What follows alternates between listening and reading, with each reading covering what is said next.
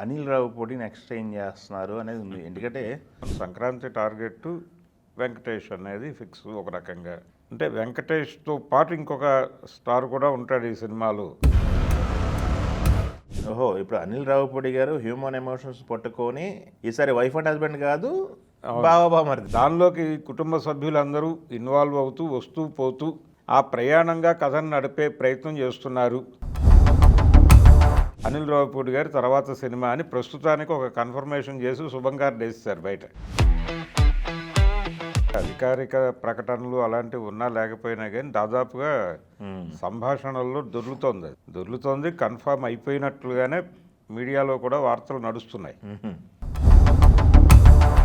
భరద్వాజ్ గారు, ఇప్పుడు అందరి దృష్టి అనిల్ రావిపూడిని ఎక్స్చేంజ్ చేస్తున్నారు అనేది ఉంది. ఎందుకంటే లేటెస్ట్గా ఒక పెద్ద హిట్ కూడా కాబట్టి కాన్సన్ట్రేషన్ మొత్తం అట్లానే ఉంటుంది. అవును, చూసారా డిస్కషన్స్ ఏం నడుస్తున్నాయి బయట అనిల్ రావిపూడి గారి గురించి? అంటే వెంకటేష్ గారితో సినిమా అని చెప్పాడు ఆయన. అయితే అంటే వెంకటేష్ గారిని కూడా చెప్పలేదు కానీ సూచాయిగా నెక్స్ట్ ఏంటిది అనేది సంక్రాంతి టార్గెట్ అని చెప్పాడు. మన సంక్రాంతి టార్గెట్ వెంకటేష్ అనేది ఫిక్స్ ఒక రకంగా. అంటే అధికారిక ప్రకటనలు అలాంటివి ఉన్నా లేకపోయినా కానీ దాదాపుగా సంభాషణల్లో దొర్లుతోంది. కన్ఫర్మ్ అయిపోయినట్లుగానే మీడియాలో కూడా వార్తలు నడుస్తున్నాయి.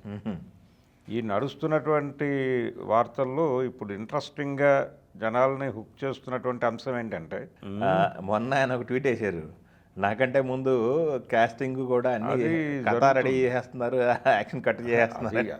ఆయన ఏమిటి, ప్రకాష్ రాజు గారు కూడా బాధపడ్డారు కదా ఆ ప్రాజెక్ట్లో వెళ్ళిపోయాడని చెప్పేసి మన తప్పుకున్నారని. సందీప్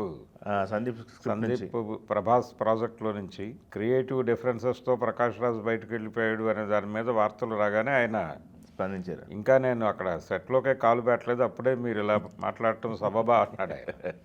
అలాగే అంటే ఐడియా స్థాయిలో ఎక్కడో డిస్కషన్ వస్తుంది, అది ఎక్కడో లీక్ అవుతుంది. ఆ లీక్ అయిన అంశం ఆధారంగా బయట చర్చ జరుగుతుంది. ఇప్పుడు ప్రస్తుతం అనిల్ రావిపూడి ప్రాజెక్టుకి సంబంధించి బయట జరుగుతున్నటువంటి చర్చల్లో కొంచెం ఇంట్రెస్టింగ్గా అనిపిస్తోంది ఏంటంటే, ఈసారి కూడా మల్టీ స్టారర్కి వెళ్తున్నాడు ఆయన అని.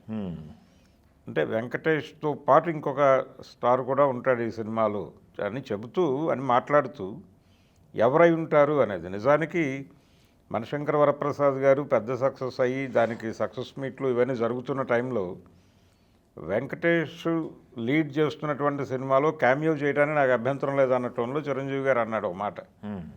అయితే ఇప్పుడు కథ ప్రకారం బావమరిది క్యారెక్టర్ కీలకంగా ఉండబోతోంది. బావమరుదుల మధ్య జరిగేటువంటి ఆ కామెడీ మీద కథను నడిపే ప్రయత్నం చేస్తున్నారు ఈసారి అనేది బయట స్పెక్యులేషన్, ఊహాగానం.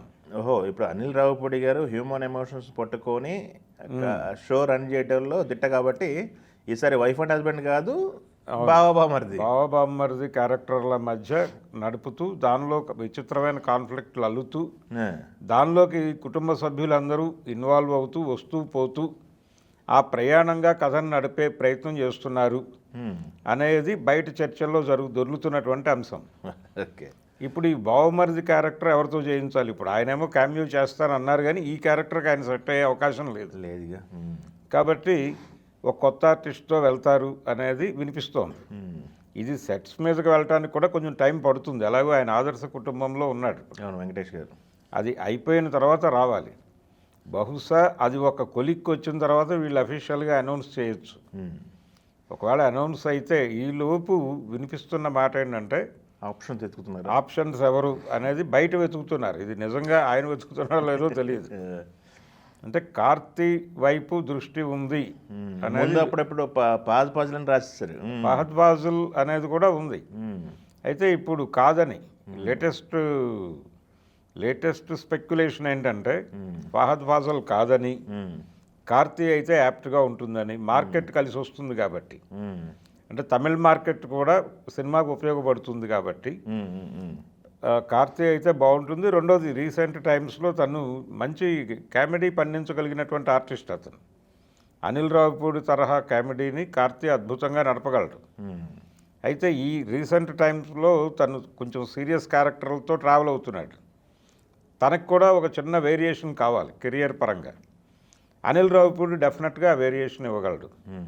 అందుకని ఈ సినిమాని డెఫినెట్గా ఆయన ఓకే చేసే అవకాశం ఉంది. కనుక వెంకటేష్ కార్తీక్ కాంబోలో అనిల్ రావిపూడి గారి తర్వాత సినిమా అని ప్రస్తుతానికి ఒక కన్ఫర్మేషన్ చేసి శుభం గారు వేసేసారు బయట. అంటే గతంలో నాగార్జున గారు కార్తీక్ సినిమా చేశారు కదా ఊపిరి. అవును, అదొక ధోరణి సినిమా. ఇది వేరే, అవును, ఇది వేరే జానరు, టోటల్ ఎంటర్టైన్మెంట్ మీద నడిచేటువంటి వ్యవహారం. బావమరుదులుగా వాళ్ళిద్దరి మధ్య కాన్ఫ్లిక్ట్ నడుస్తూ ఆ డ్రామాని చాలా ఎంటర్టైనింగ్గా నడపడానికి ఇద్దరు సమర్థులైనటువంటి నటులే. అమ్మో. కాబట్టి ఇద్దరు సమర్థులైనటువంటి నటుల మధ్య కామెడీ ఎంటర్టైన్మెంట్ నడిస్తే డెఫినెట్గా అది వినటానికే బాగుంది. వినటానికి బాగుంది. డెఫినెట్గా దాని మీద ఎక్స్పెక్టేషన్స్ ఉన్నాయి జనాల్లో. ఆ ఎక్స్పెక్టేషన్స్ మేరకు ఈ వార్తకు ఒక వాల్యూ వచ్చేసింది. ఈ వాల్యూ వచ్చిన వార్త మరి ఆయన దృష్టికి వెళ్ళిందో లేదో తెలియదు. ఓకే. అంటే చాలా కాలం క్రితం పత్రికల్లో సీరియల్స్ వచ్చేవి. అవును. సీరియల్స్ రాగానే పత్రికలకు ఉత్తరాలు రాసేవాళ్ళు. రాసి మీ పత్రికలో వస్తున్నటువంటి ఈ సీరియల్ సినిమాగా వస్తే బాగుంటుందని అనుకుంటున్నామండి. ఇందులో హీరో క్యారెక్టర్ బలానాయన, హీరోయిన్ క్యారెక్టర్ బలానావిడే చేస్తే బాగుంటుందని మా అభిప్రాయం అని ఆ పత్రిక లెటర్స్ రాసేవాళ్ళు. అదే బలానా ఆయన డైరెక్ట్ చేస్తే బాగుంటుందండి అని ఇంకొకళ్ళు. అంటే అది డెఫినెట్గా తెరకెక్కిస్తుందని వీళ్ళే కన్ఫర్మ్ చేసేసి వీళ్ళు టెక్నీషియన్స్ కూడా వీళ్ళుంటే బాగుంటుంది అని సజెస్ట్ చేస్తూ ఉత్తరాలు రాసేవాళ్ళు. అలా ఇప్పుడు మీడియా ఆ బాధ్యత తీసుకుని అనిల్ రావిపూడి గారు చెప్పినట్టుగా ఆయన సినిమా కథని, కాస్టింగ్ని మొత్తం కూడా బయట నుంచి వర్కౌట్ చేసేస్తున్నారు. మరి వర్కౌట్ చేస్తున్నవి ఆయన ధృవీకరిస్తారా లేదా అనేది చూడాలి ఇప్పుడు. ఓకే.